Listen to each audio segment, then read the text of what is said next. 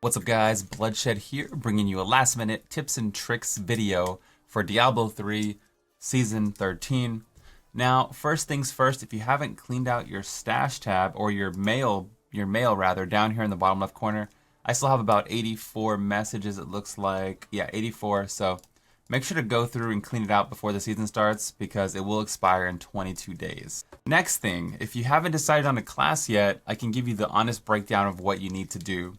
Now, number one, if you want to join the masses and do the most XP farming, the most efficient thing, you're going to have to do something called rat runs.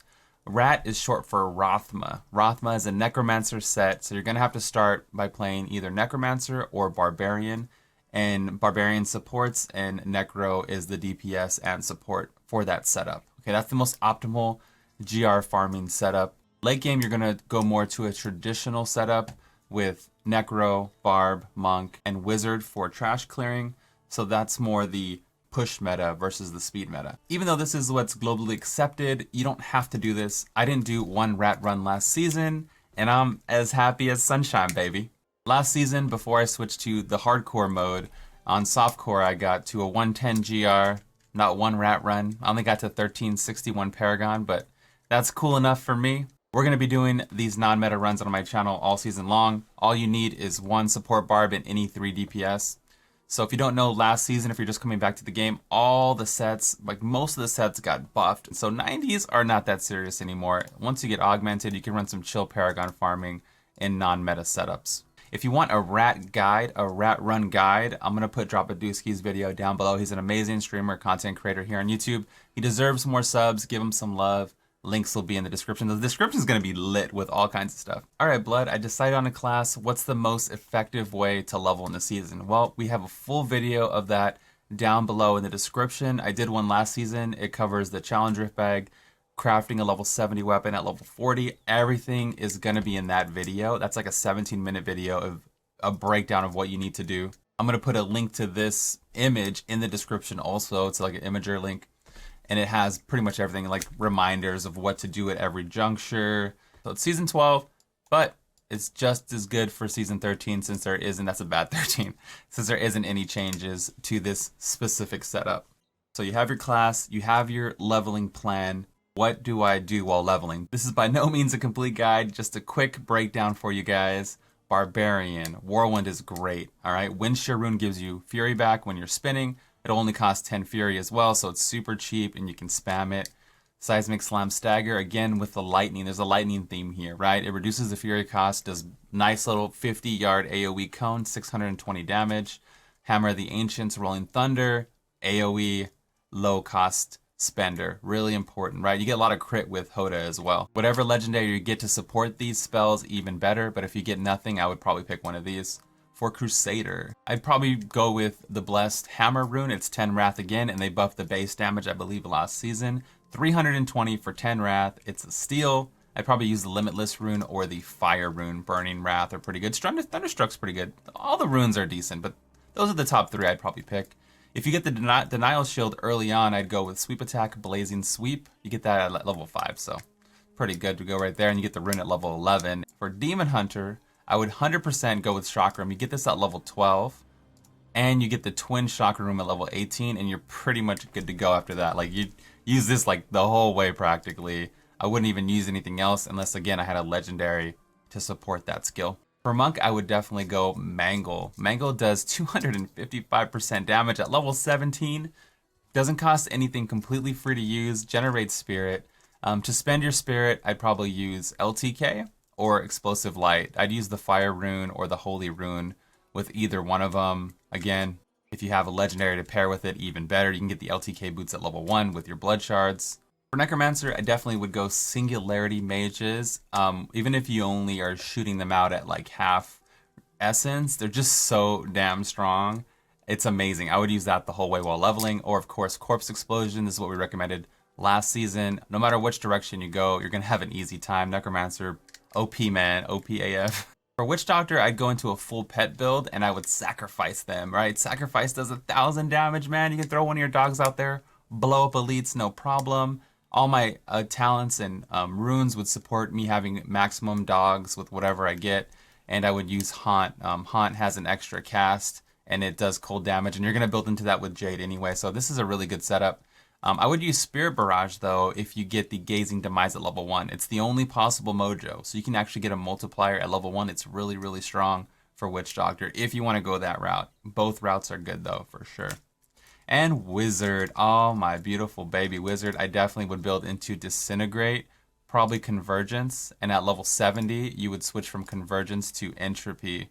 Entropy is really good. It arcs the beam into 3 different paths.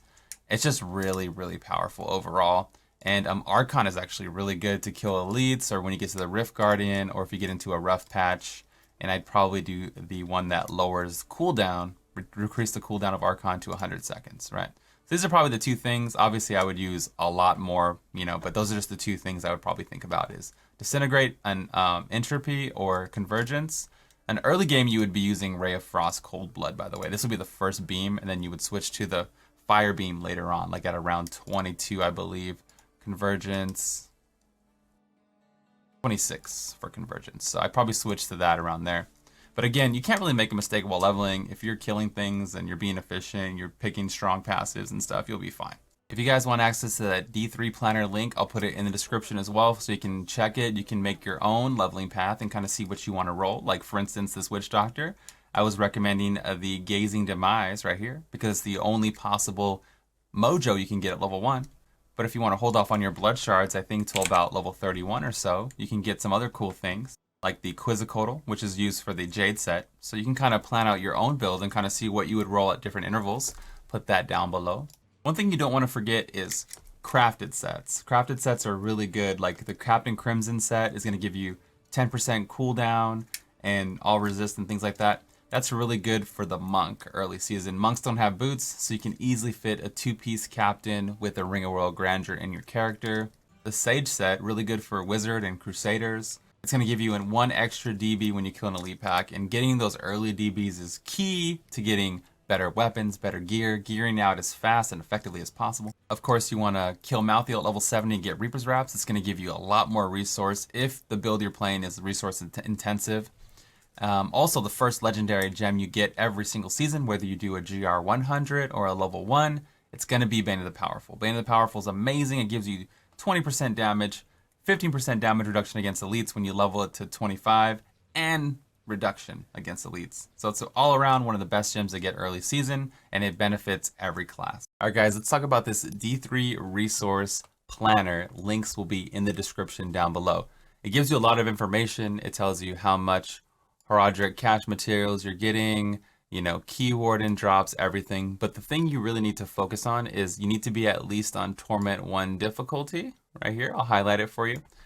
That's when you're going to start getting set items. Now, if you follow our starter guides, you have no problem doing this. Just make sure you're at least on Torment 1 during a new season. And there's another crucial breakpoint, another crucial thing we need to get over, and that's T7. All right, why T7 is so important is it has a 90% chance to get a DB. 90% chance to get a DB. You can see on T6 here, it's 75, but you have a nice jump to 90%. Another big breakpoint would be Torment 11. You have a 90% chance to get a second DB, which is pretty high. On Torment 12, you have a guaranteed chance. So this is why a Torment 13 isn't the best thing to do until late game and you get really, really, really strong. So T1, T7, and T11 are the 3 things that I would look for. 90% is pretty much a guaranteed second drop, so I would definitely aim for those at least, and scale it up as your character gets stronger. Typically early season you want to spend your blood shards on 25 cost items, as they're much more effective to get something good, as opposed to weapons. They just cost 3 times as much, so you're 3 times less likely to get what you need. It's just super ineffective. I would probably even roll armor pieces before I get into weapons. Save your DBs. You want to use your Death's Breath for weapons. So go to the Hope of Cain, and you want to upgrade weapons with that recipe right here, Hope of Cain. I get asked on my stream a lot, yo Blood, how do I progress, man? How do I progress in the game? What's the best, most effective way to gear out and get my season started the right way? Well, basically, it's pretty simple. You do a bunch of Nephilim rifts. That allows you to do a greater rift. Do a bunch of greater rifts, and you're going to get a bunch of legendary gems right here. Like we talked about, the Bane of the Powerful. So the more Nephilim rifts you do also equals the more greater rifts you can do. And the higher you can level up your gems. And leveling up your gems early season is super duper important. You want to get your 3 gems that you really need for your build and get them as high as possible, as fast as possible.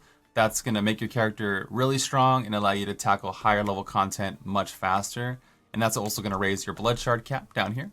You'll be able to carry more Bloodshards. It's really awesome. So that's just early season, of course. Late season, it's more focused, whether you're farming Paragon in high greater rifts or you're doing bounties to re-roll your items to get those perfect items, right? The perfect rolls to really maximize your character and all that stuff. But that's more specialized. Early season, it's about rifts, grifts, gem levels, rifts, grifts, gem levels. Say it 5 times fast. I'll wait. And of course, you want to follow good guides. I have a library of builds. I'll put my master link in the description. There's some amazing creators here on YouTube, on Diablo fans. You can find people on Reddit, pretty much everywhere. So definitely check out other creators in the community. One person doesn't know everything. We're a collective hive mind chemtrail. Matt, wait, what? Oh, one thing that you can do is you can make an alt character and roll your blood shards all over again to limit the amount of RNG if you're trying to get a specific set. So let's bring it up here and I'll show you what I did last season, and that's how I geared my Archon really quickly, right? So I went to Wizard and I was like, I really need my Archon stuff as soon as possible. So I just kind of looked at what I can get at level 35, and I was looking for Archon related type items. And I realized I can get the Swami at level 30 and Fazula's at level 33. So I literally had one of my mates power level me to 33. And then now I have this alt character that has an increased chance to get one of the items I need. So now I have a 1 in 6 chance to get a Fazula. And I have a 1 in 2 chance to get a Swami, versus if I did it at level 70, you know, where's the helms? Like how far I'm already scrolling. I would have a 1, 2, 3, 4, 5, 6. I'd have a 1 in 7 versus a 1 in 2 chance. And then you're going to put it in the cube anyway. So it doesn't really matter. And look at all these belts at 70 I'd have to choose from. Actually crazy.